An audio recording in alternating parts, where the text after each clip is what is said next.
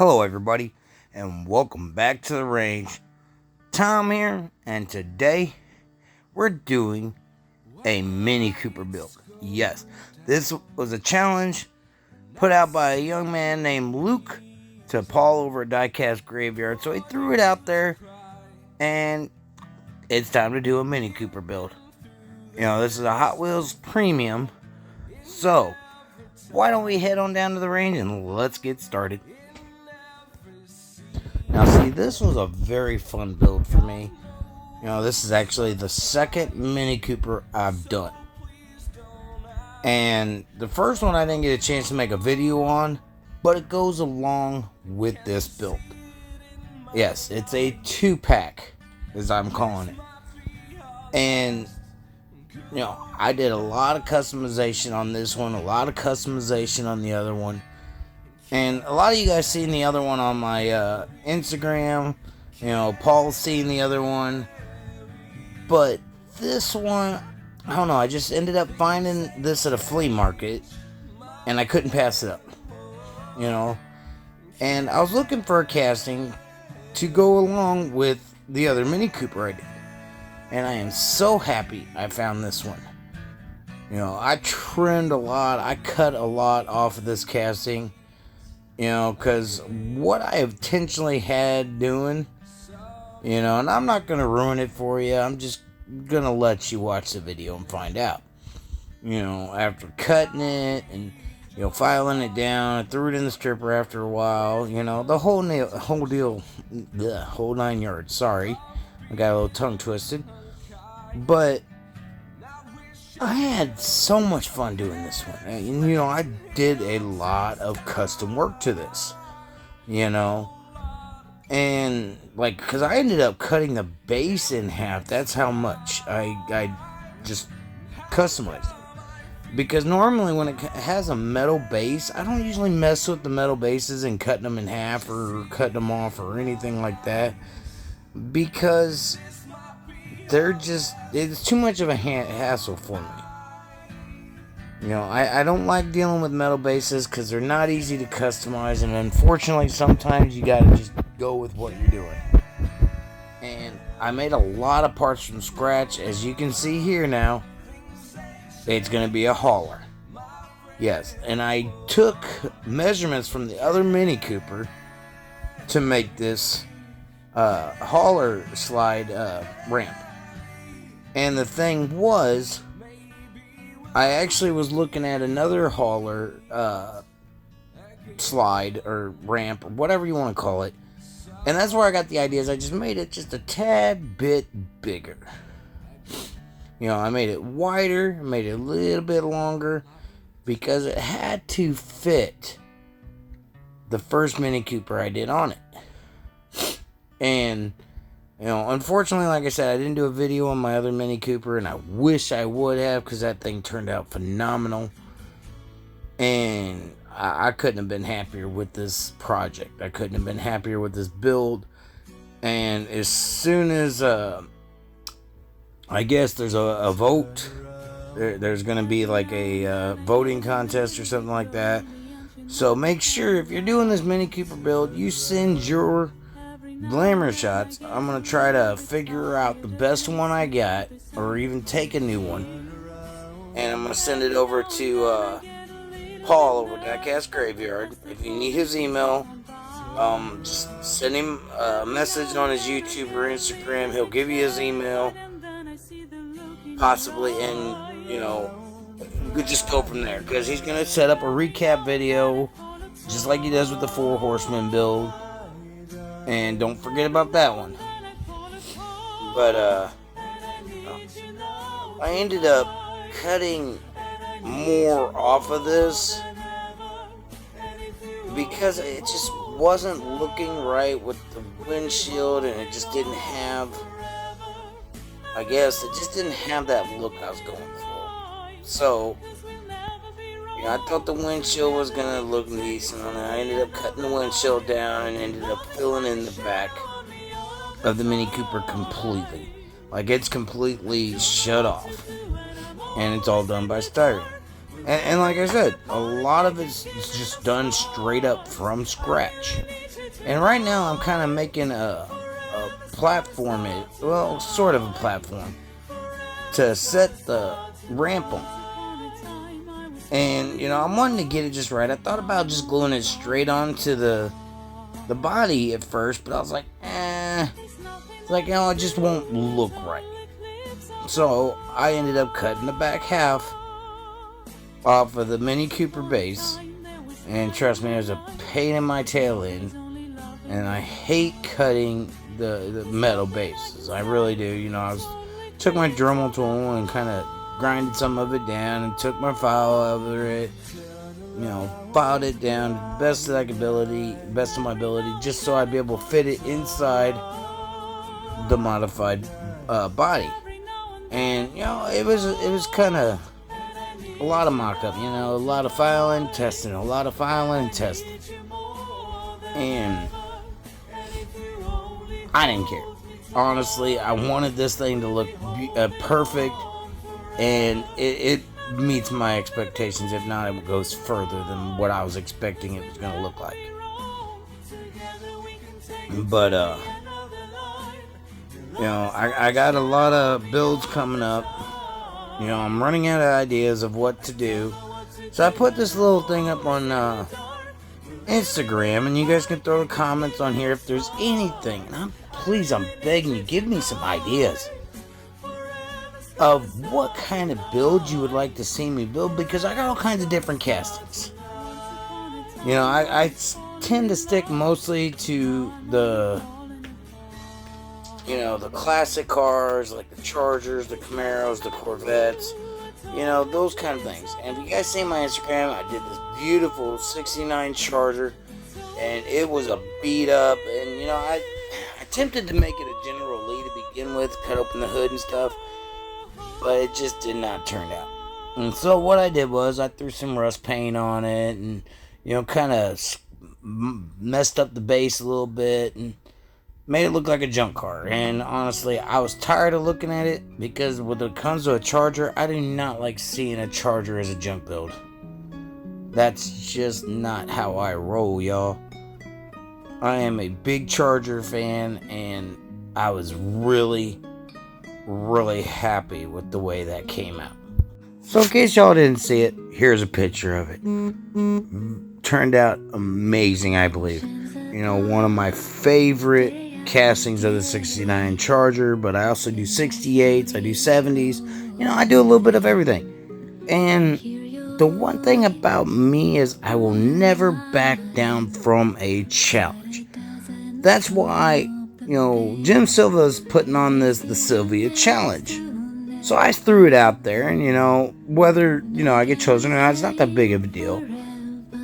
And because Jim's a great builder. I like talking to Jim. Jim's a good dude. He does some awesome work. And I'm just wanting some kind of challenge. Because I've done anything from rat rods to custom haulers to hot rods, shiny paint, rusty paint. I've made my own wreckers. I've made so many different things, my own trailers. And I'm always looking for something else to do. Because I keep trying to come up with different ideas, so I'm not doing the same thing over and over. I don't want to do, no offense to the guys that do a lot of paint jobs and wheel swaps. Don't get me wrong. That's their thing. I don't mind doing those either. I'm just starting to learn how to work with the micro sole and micro set. And I got to thank you, Paul over Diecast Graveyard. He's been a great help on, giving me advice, giving me pointers, giving me, so much knowledge from that guy. And trust me, you can learn so much from him. You can learn so much from Keith from Outlaw Speed Shop.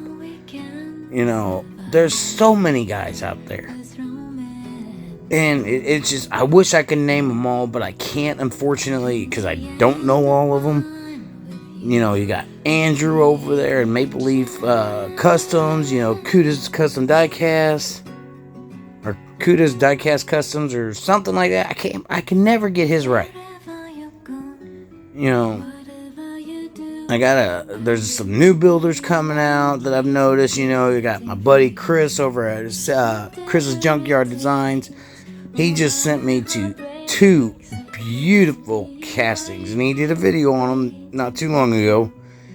And oh my god, I'm in love with them.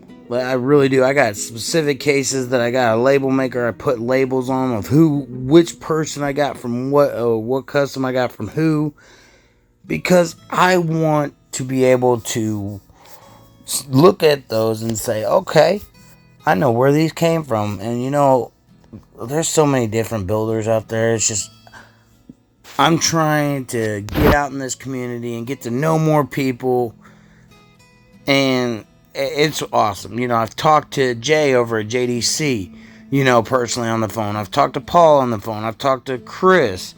I've talked to my buddy Brandon over at BJ Customs. I've talked to, so many people. And,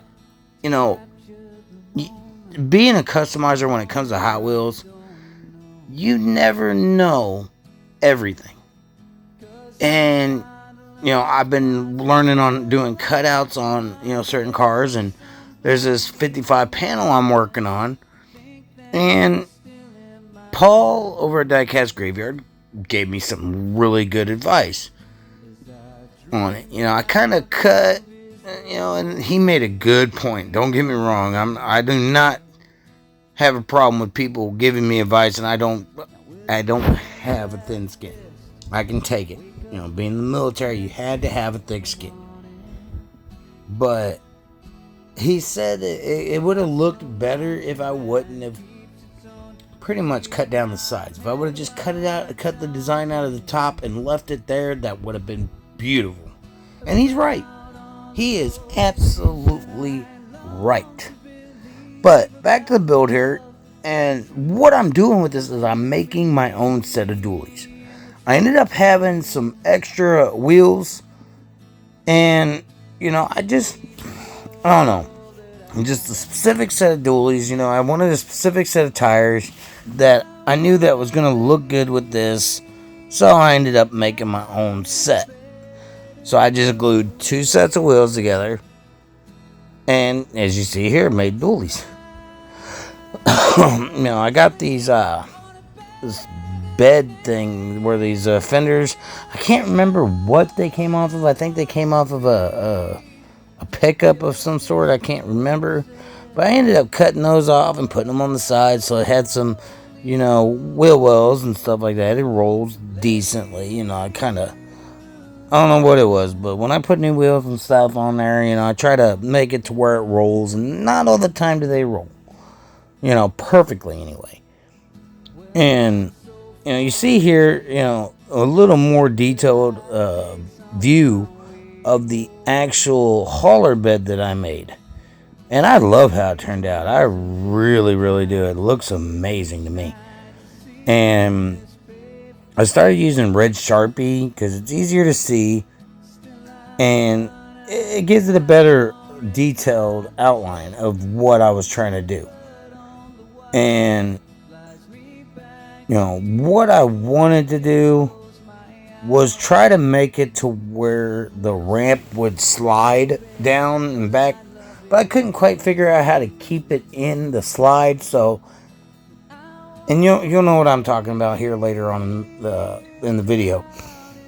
But it ended up actually working really good. I kind of had to piece some stuff together, a little bit here, a little bit there, to get it to where it looked decent. It didn't look lopsided and stuff. I did my best. It really turned out a lot better than I was expecting. That's for sure.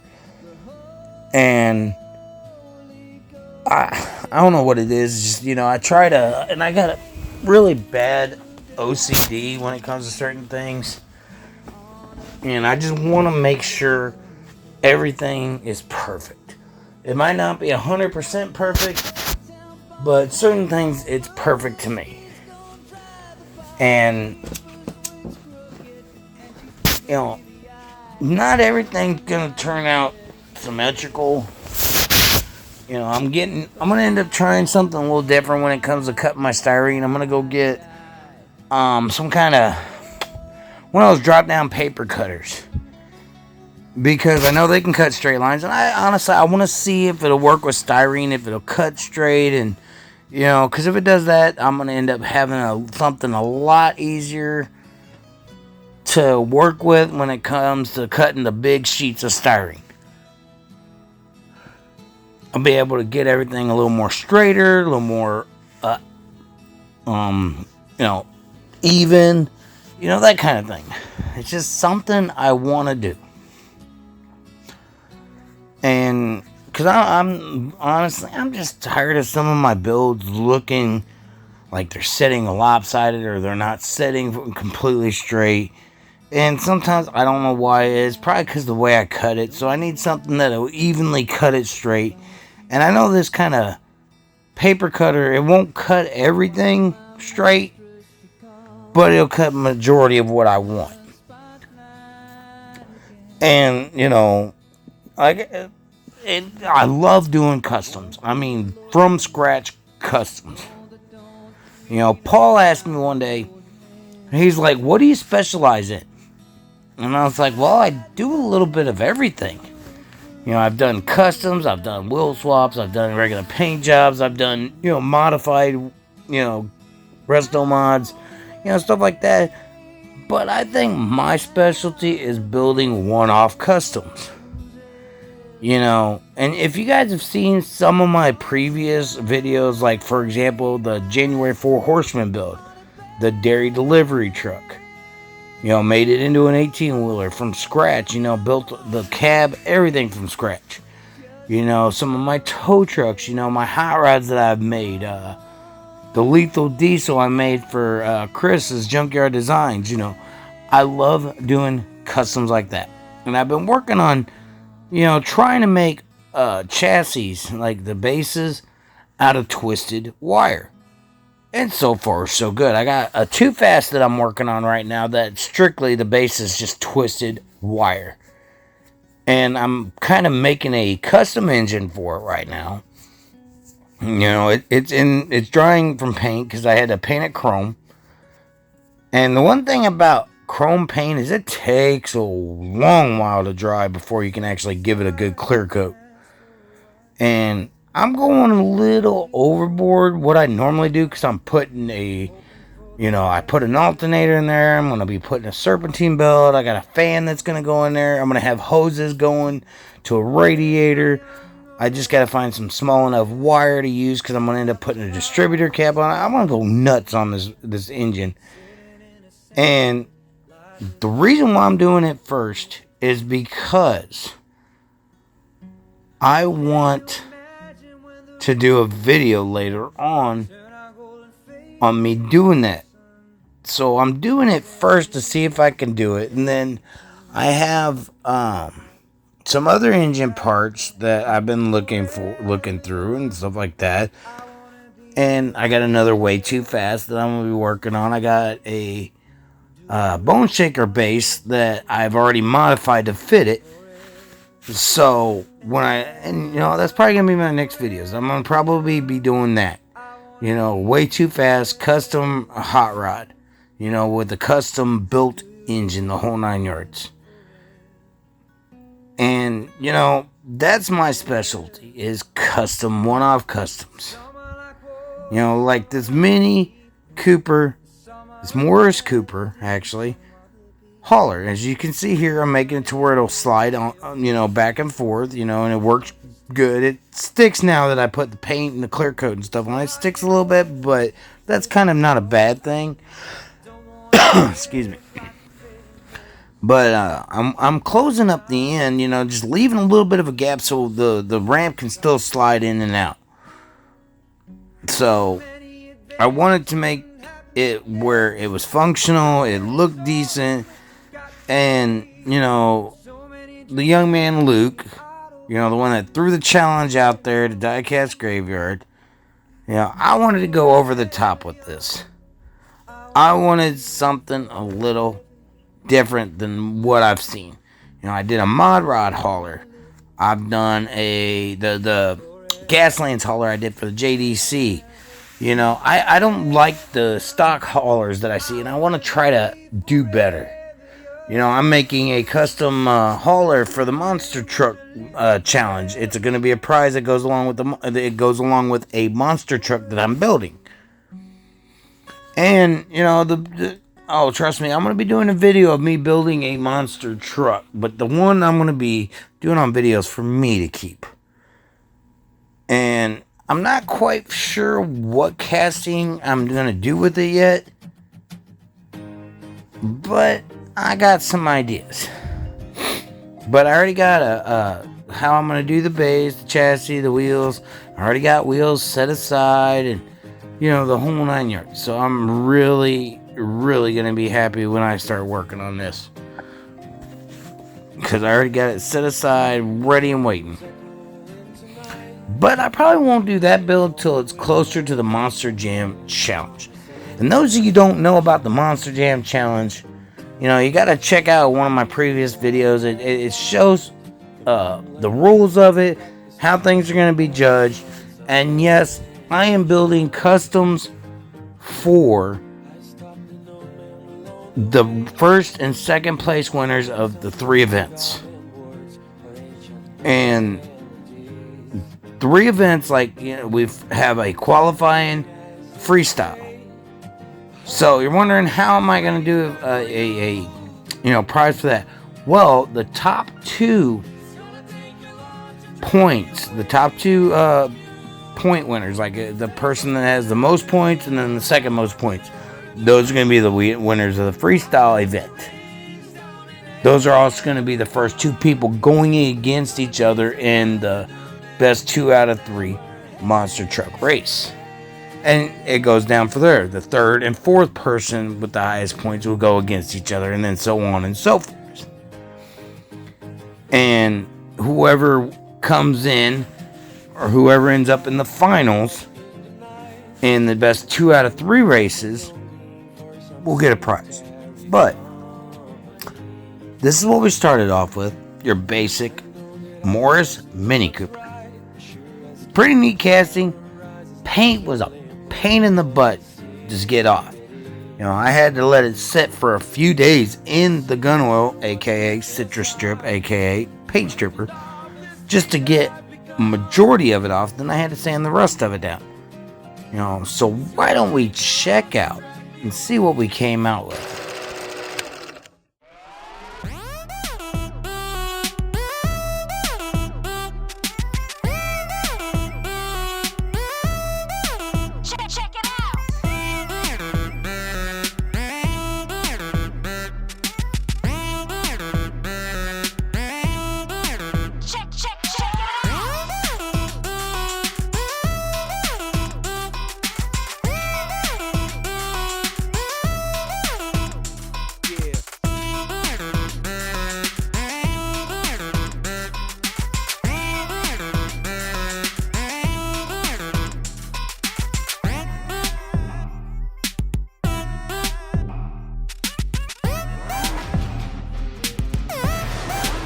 And I'll see you next time at the range.